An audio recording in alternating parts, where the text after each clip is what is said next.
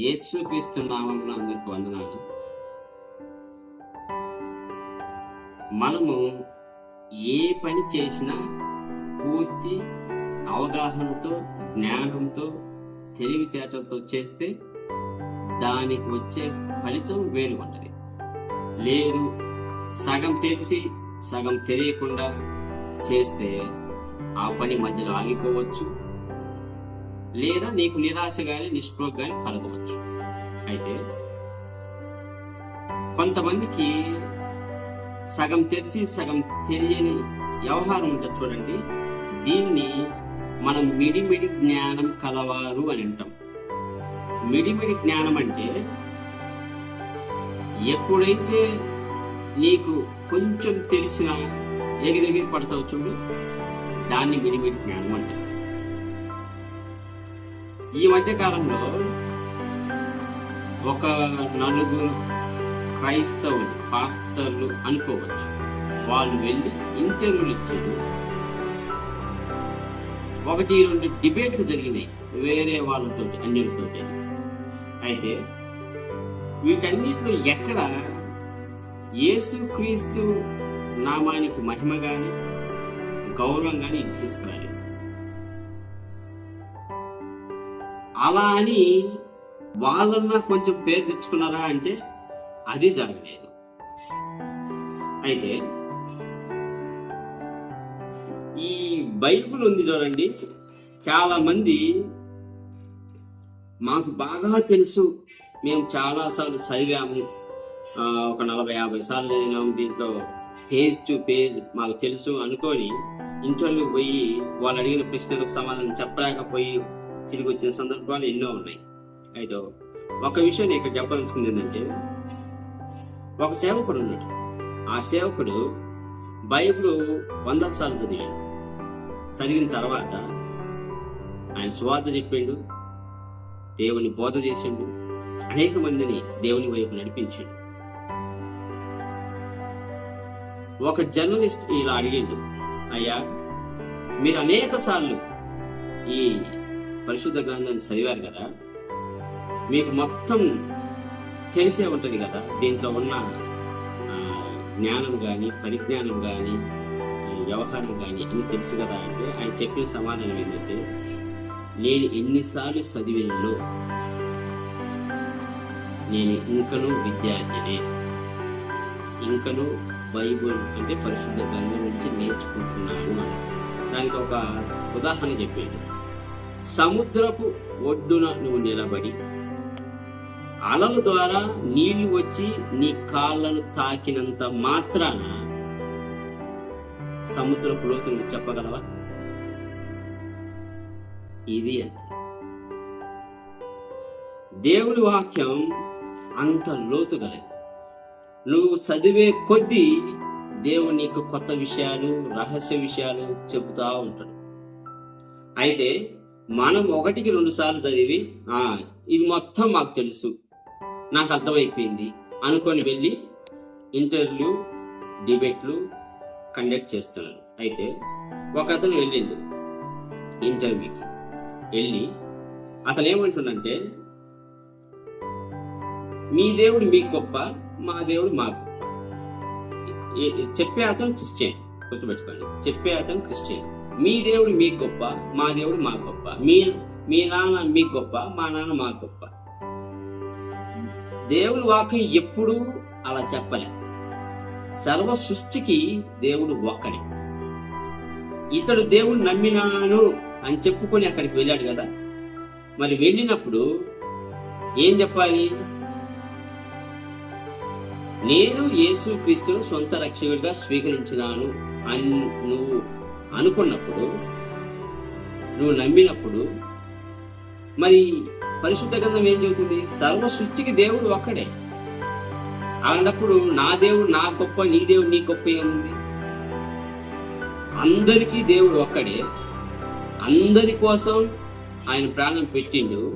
అందరినీ రక్షించాలని సువార్త చెప్పబడుతూ ఉంది. దీనికోసం నువ్వు అక్కడికి వెళ్ళి మా దేవుడు మా గొప్ప అంటే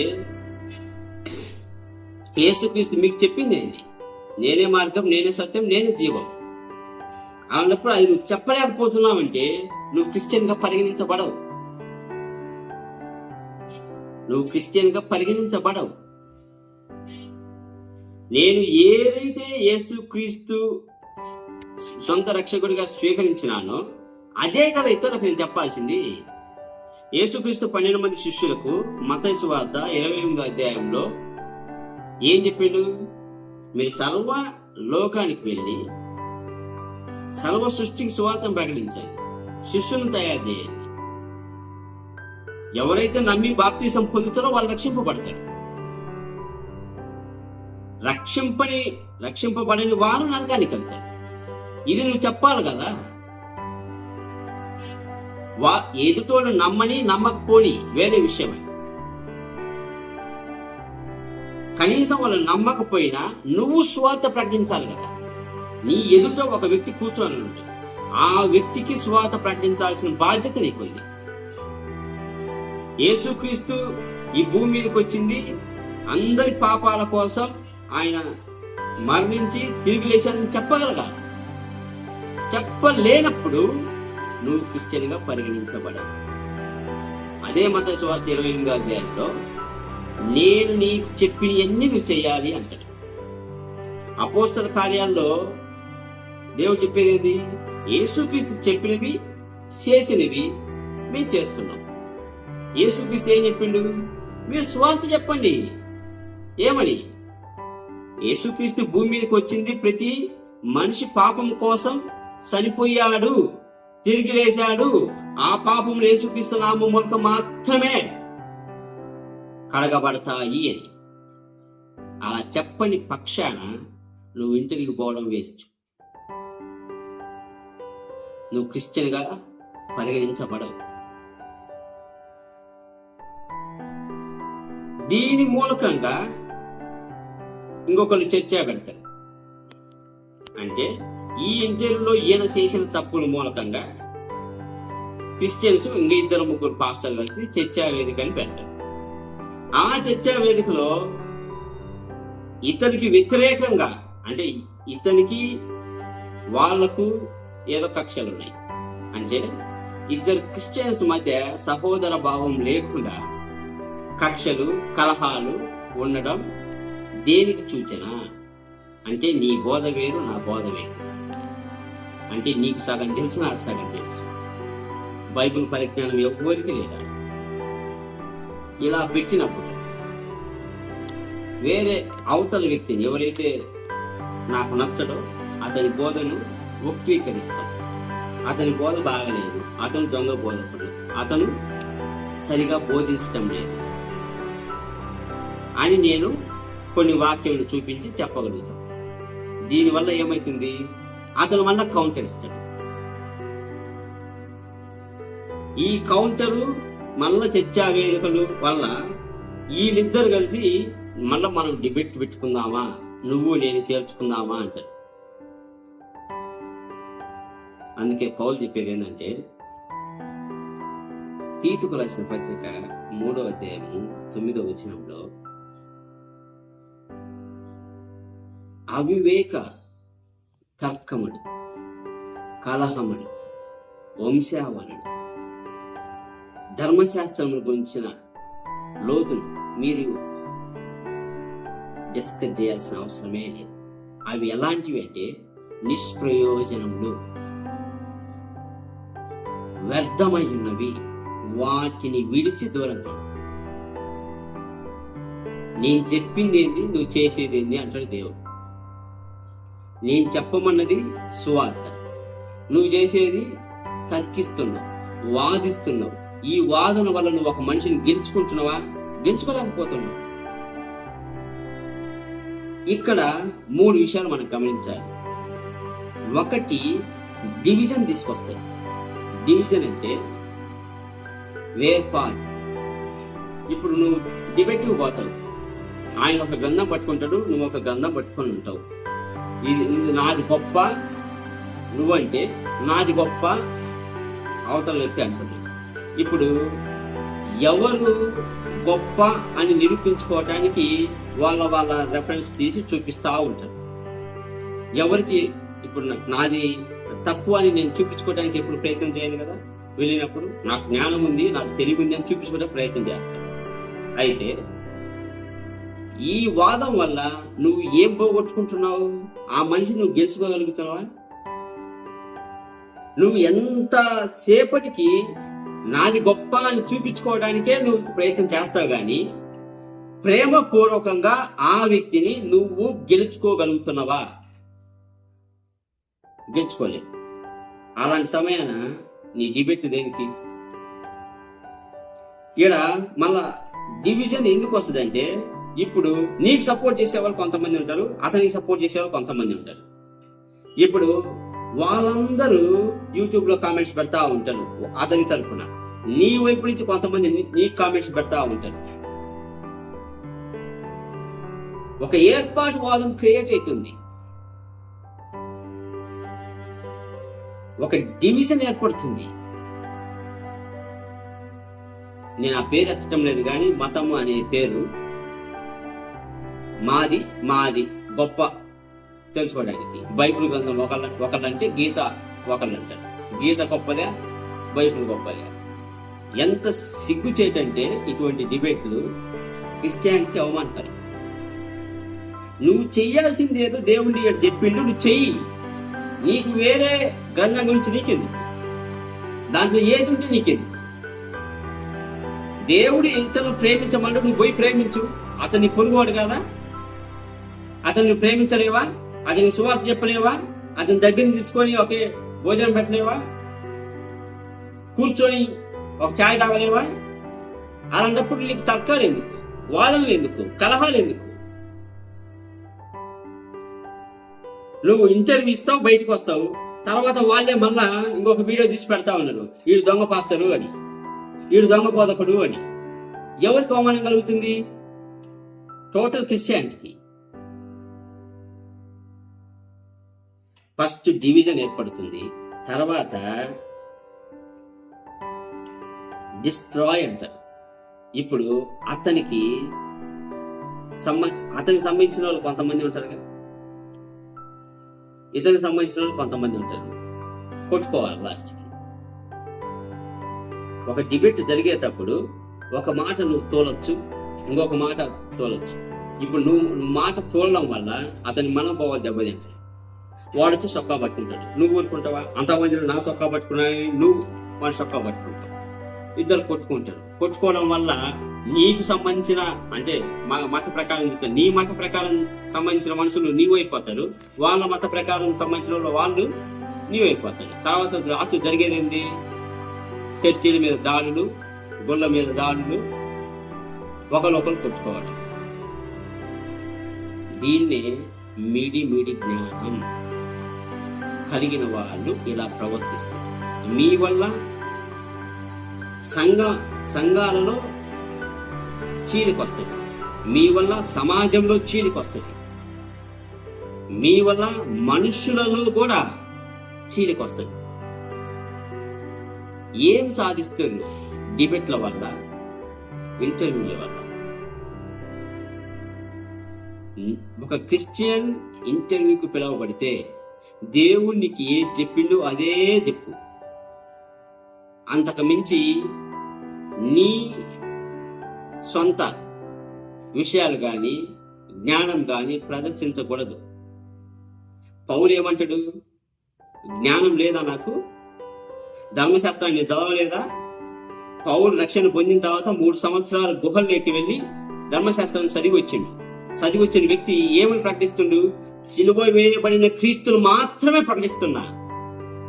నీ జ్ఞానంతో రాలే, నీ దగ్గరికి తెలివితేటలతో రాలే.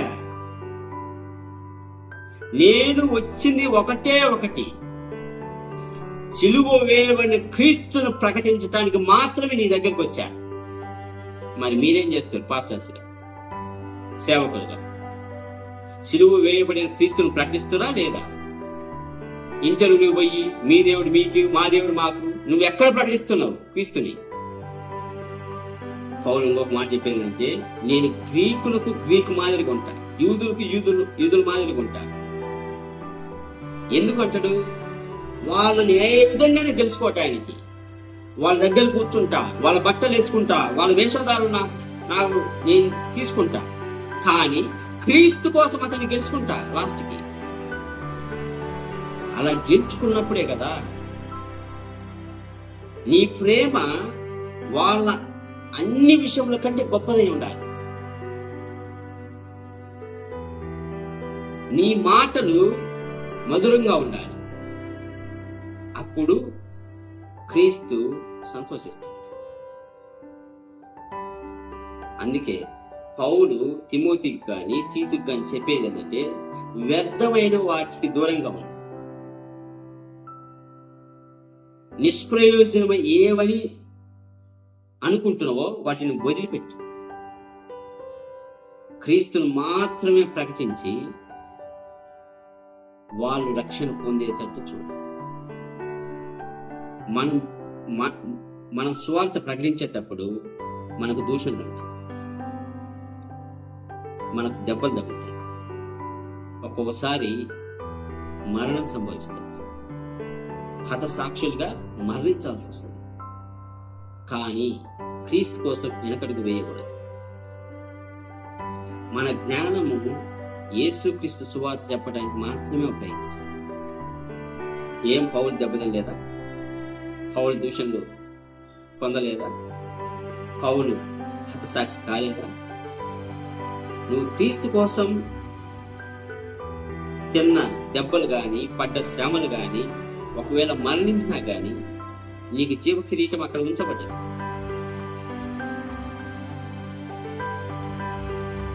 అవివేక తర్కములు గాని, కలహములు గాని, వంశావళుల గురించి గాని, తర్వాత ధర్మశాస్త్రం గురించి గాని, వివాదముల గురించి గాని వదిలిపెట్టి క్రీస్తు సువార్తను ప్రకటించండి. వీలైతే నలుగురిని గెలుచుకోండి. అదే యేసుక్రీస్తు చెప్పింది, నీ పొరుగు అని నీ వలె ప్రేమించు. నీ పొరుగు అని నువ్వు ప్రేమిస్తే, అతను పాపంలో ఉన్నాడని నువ్వు గ్రహిస్తే, నువ్వు సువార్త చెబుతావు, నీతి మార్గంలోకి తిప్పుతావు. నీతి మార్గంలోకి తిప్పినప్పుడు పరలోక రాజ్యంలోకి ఇంకొక ఆత్మ చేరబడుతుంది. సంతోషిస్తారు అందరూ.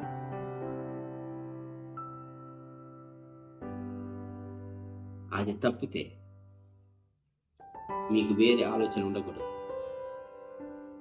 దేవుడి నామాన్ని ప్రకటించాలి, స్వార్థని విస్తరింపజేయాలి, ప్రేమతో మనసును గెలుచుకోవాలి. ప్రేమ అనేది 1 కొరింథీయులకు రాసిన పత్రిక 13వ అధ్యాయంలో చాలా వివరంగా చూస్తాడు పౌలు. ప్రేమ ఎలాంటిది అంటే అన్నిటిని తట్టుకునే, శ్రమలను, దూషణలను, ఈవెన్ మరణాన్ని కూడా. ఎందుకంటే రేపు అక్కడ కూడా ప్రేమ ఉంటుందిగా. యేసుక్రీస్తు దగ్గరికి వెళ్ళిన తర్వాత కూడా ప్రేమ ఉంటుందిగా. ఆ ప్రేమ అనేది శాశ్వతం. ఆ ప్రేమను మీరు కలిగి ఉండాలి.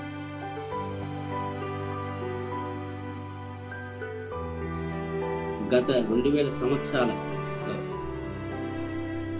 యేసుక్రీస్తు కోసం మరణించిన వారు, అంటే సువార్త చెబుతూ హతసాక్షులుగా మారిన వారు అనేక.